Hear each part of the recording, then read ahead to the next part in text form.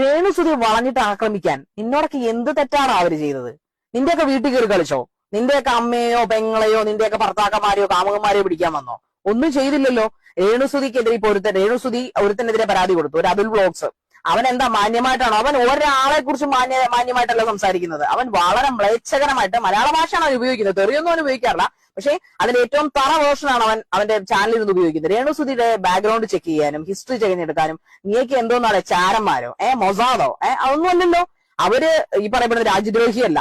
അവർ ഈ പറയുന്ന പോലെ ആരുടെയും ഫാമിലി കയറി അവരുടെ ലൈഫ് തകർക്കാൻ ചെന്നിട്ടില്ല. ആരുടെയും വീട്ടിൽ പൈസയ്ക്ക് വേണ്ടി തെണ്ടി ചെല്ലാറില്ല. അവർ അന്തസ്സായിട്ട് അവർക്ക് അറിയാവുന്ന ഒരു പണി ചെയ്ത് ജീവിക്കുന്നു. ഇതൊക്കെ സൗകര്യം ഉണ്ടെങ്കിൽ കാണണ്ടേ? നിന്റെയൊക്കെ പരിസ്ഥിതി ഇപ്പൊ ഒരുത്തി വരാറുണ്ട്. രേണുസുതിയുടെ രണ്ടാമത്തെ വൈഫ്, മൂന്നാമത്തെ വൈഫ്, പിന്നെ കുറെ അയൽവാസികളുടെ വീഡിയോ ക്ലിപ്പുകൾ, വീഡിയോ ബൈറ്റ്സുകൾ എന്നൊക്കെ പറഞ്ഞ് ഇത് മാത്രം എന്ത് തെറ്റാണ്, എന്ത് ദ്രോഹമാണ് നിന്നോടൊക്കെ രേണുസുതി ചെയ്തത്? എങ്കിൽ പോയി അവരെ സഹായിക്കണേ.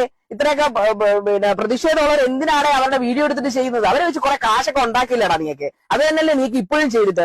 നാണോ അന്തസ്സും അല്പമെങ്കിലും മാനം ഉണ്ടോടാ നിനക്കൊക്കെ? അവരെ വെച്ച് ഇത്രയൊക്കെ വിറ്റ് കാശാക്കിയിട്ട് അവരെ കുറ്റം പറഞ്ഞുകൊണ്ട് നടക്കുന്നു. നിനക്കൊക്കെ സീരിയസ് ആയിട്ട് കേസ് കൊടുക്കൂടാ രേണുസുതി. അന്നൊക്കെ നീ പഠിക്കാൻ കിടക്കുന്നേ ഉള്ളൂ. ഇനി അത് യൂട്യൂബിനും ഫേസ്ബുക്കിനും ഇൻസ്റ്റാഗ്രാമിനും ഒരു കത്തെഴുതണമെന്നാണ് ഞാൻ പറയുന്നത്. നിന്റെയൊക്കെ മറ്റേ ഈ വർത്താനം ഉണ്ടല്ലോ അതങ്ങ് നിൽക്കും.